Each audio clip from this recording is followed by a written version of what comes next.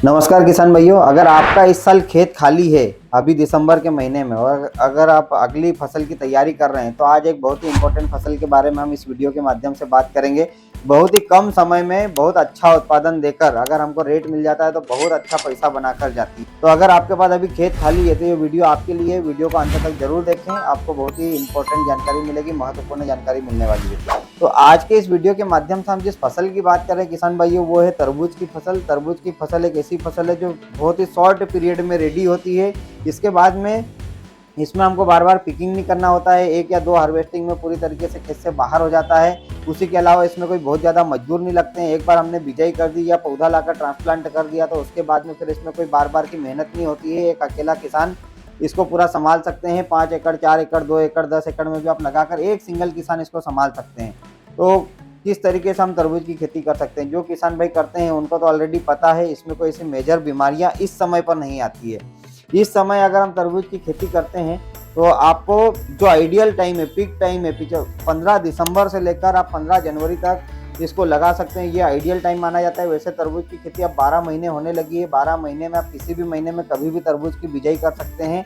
बस इसका एक समय पर हमको ध्यान ये रखना है कि जब ठंड अधिक होती है उस समय इसकी बेल थोड़ी धीरे चलती है। और वो किसी भी क्रॉप में ये रूल फॉलो होता है कि अगर ठंड ज़्यादा है तो पौधा थोड़ा धीरे से चलता है।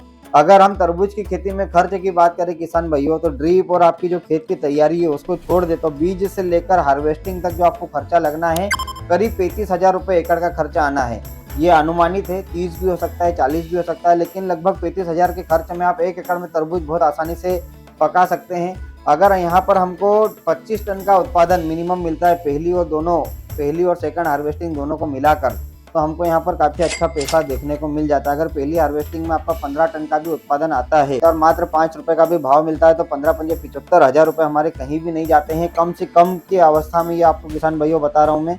इसके अलावा जो सेकंड पिकिंग है उसमें हमको 10 टन का भी अगर उत्पादन मिल जाता है या फिर 60 टन का भी उत्पादन मिल जाता है और 3 रुपये का भी भाव मिलता है तो 7-21,000 रुपये से लगभग 1 लाख रुपये का उत्पादन हमको गिरी से गिरी हालत में तरबूज की फसल में देखने को मिलता है। तो करीब 35 से 40,000 रुपये का हमको खर्चा आना था। अब लेकिन आपको लग रहा होगा कि यार 1 लाख रुपए, 60-70 हजार रुपए हमको मुश्किल से बच रहे हैं। इस फसल में सबसे बड़ा फायदा यही है किसान भाइयों की, बहुत ही कम समय में पककर तैयार हो जाती है। अगर हम इसको अप्रैल के महीने में या मार्च के महीने में लगाते हैं तो 60 दिन में ये फसल, जिस दिन आपने बीज लगाया उस दिन से लेकर 60 दिन में हार्वेस्ट होकर खेत से बाहर हो जाती है।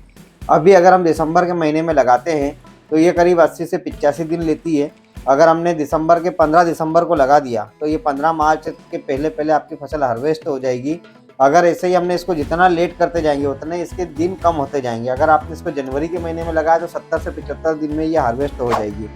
इस तरीके से मौसम के हिसाब से इस फसल की उम्र होती है। अब तरबूज की फसल अभी हम क्यों कर सकते हैं, क्योंकि देखिए अगर आपके पास मजदूरों की समस्या है, मजदूर आपको नहीं मिलते हैं समय पर, तो आप तरबूज की फसल कर सकते हैं। क्योंकि इसमें एक बार हमने बीज लगाना है, उसके बाद में बहुत ही कम खर्च है, एक बार हमको निंदाई कराना होती है।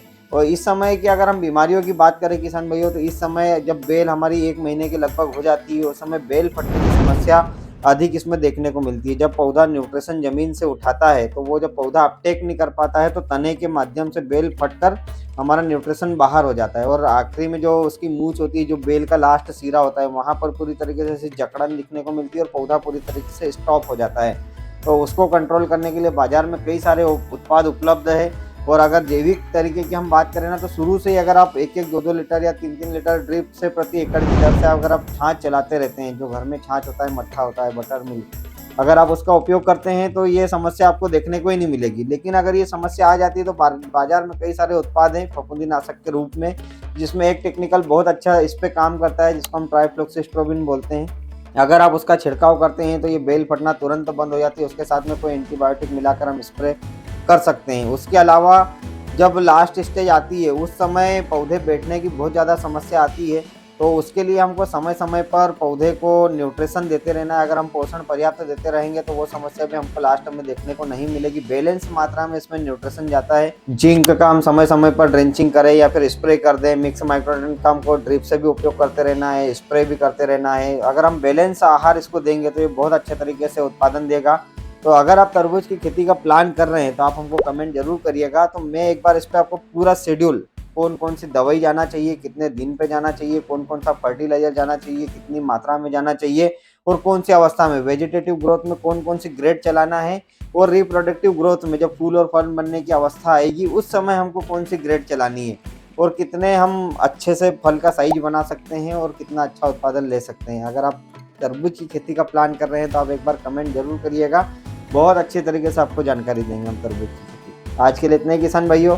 जिन किसान भाइयों ने अभी तक भी हमारा चैनल सब्सक्राइब नहीं किया है, चैनल को सब्सक्राइब जरूर करिएगा, हमको बहुत मोटिवेशन मिलता है अगर आपके द्वारा हमारे चैनल को सब्सक्राइब किया जाता है, शेयर किया जाता है, लाइक किया जाता है।